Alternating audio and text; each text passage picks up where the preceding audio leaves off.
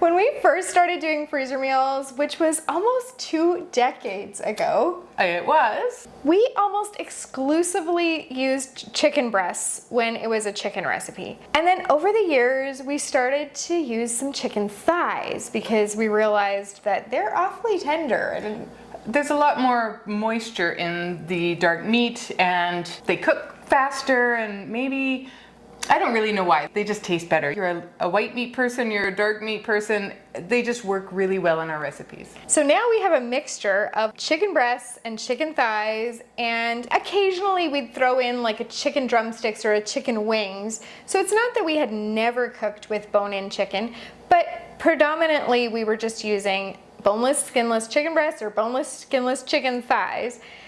And then, we did a little thinking about it and we were like, let's start experimenting with some bone-in chicken recipes. There's a whole world out there that we really have kind of been ignoring.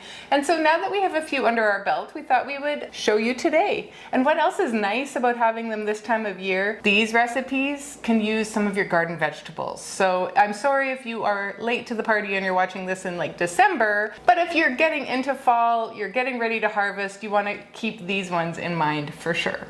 This first recipe is chicken tagine, and it's fitting that it's the first recipe in this video today because it was the very first recipe we ever tried bone-in chicken with. It was. And it was an instant hit at our house, and it was also at your house.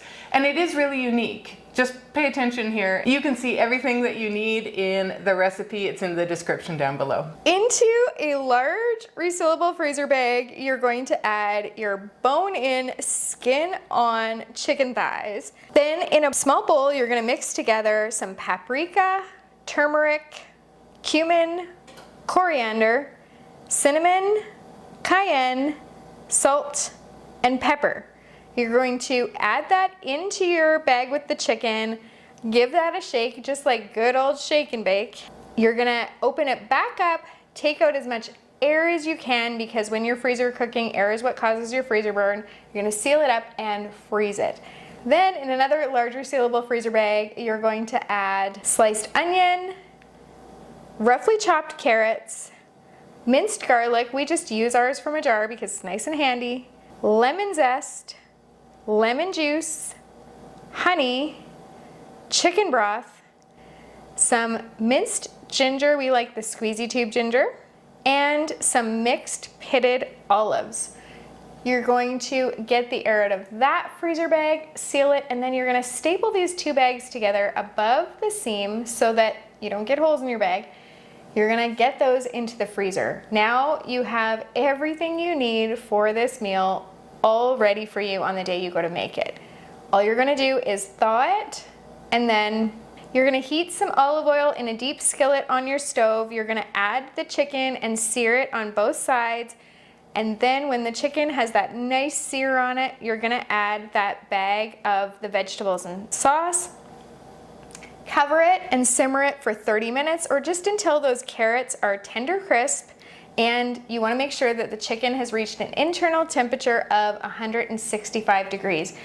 This one is kind of a whole meal all in one, but because of those Mediterranean flavors in here, it's really nice served with couscous or a lemon rice, a saffron rice. You could do it with quinoa. It's so delicious. This next recipe is as pretty as it is tasty. It is the honey garlic chicken and vegetable sheet pan. We do love a sheet pan around here. It's less dishes, everything is ready all at once, and it is very pretty. Like there is a ton of color and a ton of vegetables on this sheet pan, as well as our bone-in skin-on chicken, which also looks really, really good in the oven because it gets that, the crispy, the browning. It's really, really great. This is one that is fancy enough, beautiful enough, like Krista was saying, to feed to guests. And because it's a full meal, it would be something that if you were at work all day and you had guests coming over that night, you could easily just take this out to thaw in the morning And as soon as you get home from work, dump it onto your baking sheet, get it in the oven, go change into more comfortable clothes or fancier clothes, depending on how fancy your guests are, and then come down and serve this amazing meal. That's totally true, and you're gonna see how easy it is to put together, especially because we already have the carrots happening from the previous recipe. If you're gonna chop 1 carrot, you might as well chop 3 or 4 and make a few recipes. So here we go. Into our large freezer bag, we're going to add our chicken thighs. We're going to add in some frozen Brussels sprouts, some red and yellow peppers that have been cut into large chunks, some carrots cut into 1-inch pieces, a purple onion, again cut into large chunks. For the sauce, we're going to add in olive oil, apple cider vinegar, a bit of honey, garlic from the jar, some chili powder, oregano, and some salt and pepper. Mix that around in the bag so that everything gets coated evenly with all of your sauce. Get as much air as you can out of your bag, seal it up and freeze it.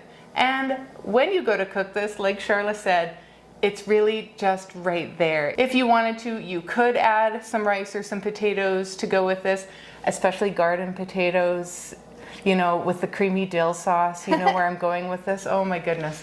So go ahead and make it like that, and it's beautiful and it's tasty, and your family will love it, your company will love it. You'll be glad to have this one. The great thing about having so much variety in our chicken recipes is if you find an incredible sale on chicken, you go into the store, you find it in a flyer, whatever it is, you see that there's a chicken sale and you race in and you fill your whole cart up with chicken, because when you're doing freezer cooking, nothing goes to waste. If you get those made into recipes and into your freezer, then you can take full advantage of that sale. All you're gonna do if you get the amazing sale on chicken is you're gonna head into the Freezer Meals 101 Club, you're gonna click the chicken button, and all of our chicken recipes will populate. I think we have about 140 now. Probably. We add some every week, and not just chicken recipes. We had all kinds of recipes Yes. every week. So if you are part of the Freezer Meals 101 Club, if you haven't checked in a while, there's probably a whole new batch waiting for you. If you're interested in the Freezer Meals 101 Club, and you actually really should be, there's a link in the description down below. Tell us more about the chicken, Charla. So if you want to save money on your groceries, freezer meals are a great way to go. Like I said, if you find a sale on chicken, or because we're using bone-in skin-on chicken, there's another option here. Yes, there is. So if you find that the sale is maybe leaning towards whole chickens, and you're thinking, what do I do with a whole chicken? You do a recipe like this, because you can take that whole chicken and part it out, which means you cut it, right? You're gonna cut the breast out, you're gonna cut the thighs and the drumsticks and make all of the pieces, and it's gonna be actually a whole lot cheaper than buying a tray of bone-in skin-on chicken thighs. Lots of times they're called fryers, and you will get like a 2-for-1 deal. They are very inexpensive, and a lot of people don't realize that, you know, you don't have to cook a whole chicken. You can part it out and you can make something like this. Absolutely. And if you're intimidated by the thought of parting out a whole chicken, then there's so many great tutorial videos right here on YouTube.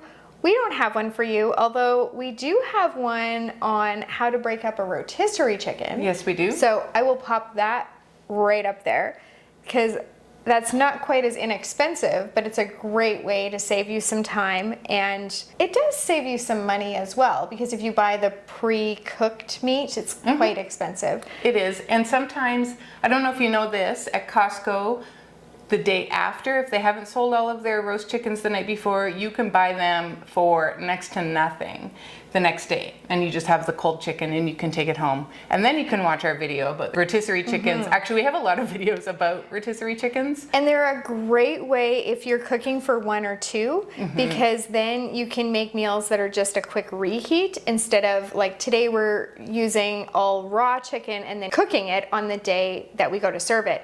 Whereas if you're cooking for 1 or 2, sometimes it's really handy to have something that you just pop in the microwave or pop in the oven really, really quickly, or air fryer, like skillet. Exactly, just with that chicken that's already cooked. Our next recipe is baked Venetian chicken, and this one was a hit immediately for both of our families.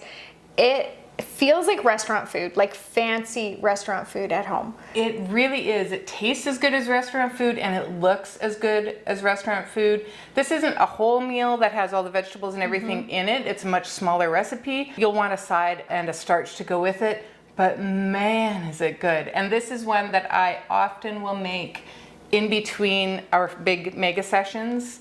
I feel like, oh, that is a really, really good chicken. Or again, if I found a deal on a whole chicken, I will part it out, and that's the one that I will make every time because it is my favorite. And the thing about it is that you get that really moist, tender chicken on the inside and that crispy skin on the outside. So it's just all the things packed with flavor and the right textures. So you just get it all. What you're gonna do to make this is into your freezer bag, you're gonna add those skin on, bone in chicken thighs, salt, pepper, some Italian seasoning, and then some panko breadcrumbs. That's part of that crunch you're gonna get. Minced garlic and lemon juice. You're going to toss that together in the bag to coat the chicken. You're gonna get as much air as you can out of there, seal it and freeze it. When you make this one, you're gonna line a cookie sheet with foil and you're gonna put a baking rack on top of that and then put the chicken on top of the baking rack, skin side up, and bake at 425 for like 35 to 40 minutes. Again, you wanna make sure that the chicken reaches an internal temperature of 165 degrees with your meat thermometer.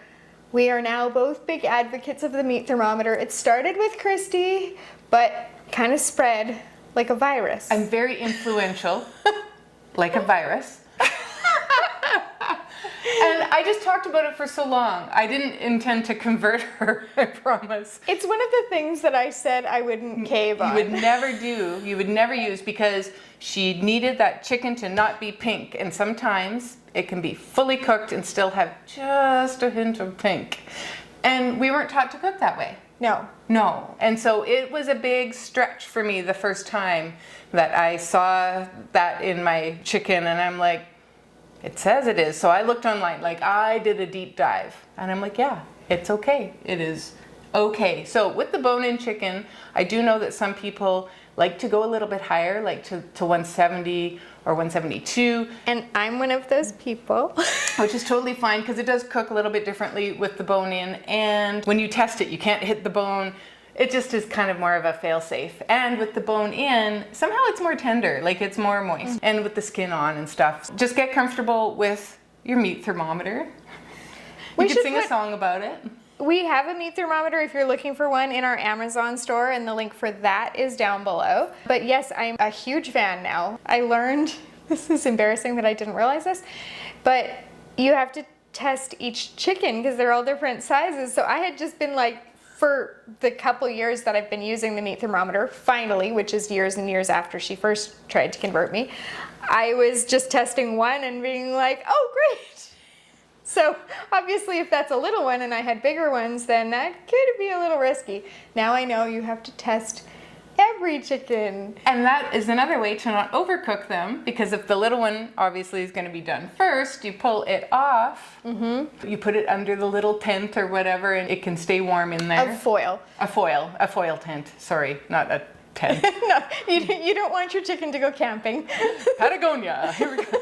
No. And then you can, put the other ones back in the oven until they're ready. And so you do it on a barbecue, you do it in the oven, you do it on a skillet, you can do it on your wire rack. It doesn't say it in the directions, but I would also spray some cooking spray on that wire rack just to make cleanup a little bit easier. And the thing about doing it on the wire rack is that that's what helps it to be so crispy, because you don't have any full surface sitting on full surface baking sheet. It's not sitting in its juices either, and the air can circulate all around it, so you get overall crispier chicken even on the underside. So we are big fans of that one, and that is why. Seriously, when I get my sale on my bone-in skin on chicken, I go straight to the Venetian chicken.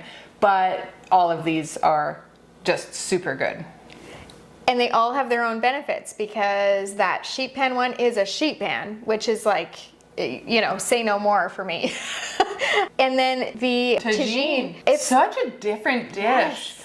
As soon as you throw the olives in something and you put the lid on and you're like, what is going on here? Man, is that good. You definitely need to try that. And it's got the colors, like the, you know, greens and browns from the olives, and then your oranges from your carrots, and it's got the onion. Like, it's just, it's pretty. It is pretty, and it's pretty good. If you are like we used to be and you've only ever cooked with your boneless, skinless chicken breasts or chicken thighs, I hope that today we've enticed you to just try one recipe. Go in the description below and choose the one that looked the most appealing to you. The next time you see that you've got either your bone-in chicken on sale at the store, or like Christy was saying, you know, your whole chicken and you part it out to make these, the next time you find a sale on those, just choose one, try it. See what you think, see what your family thinks, and maybe it will convert you to occasionally throwing in those bone-in recipes into your recipe rotation, and that will cut your grocery costs as well. So we're all about, you know, convenience and saving you that time and mental space, but we also like it when we can save you money too.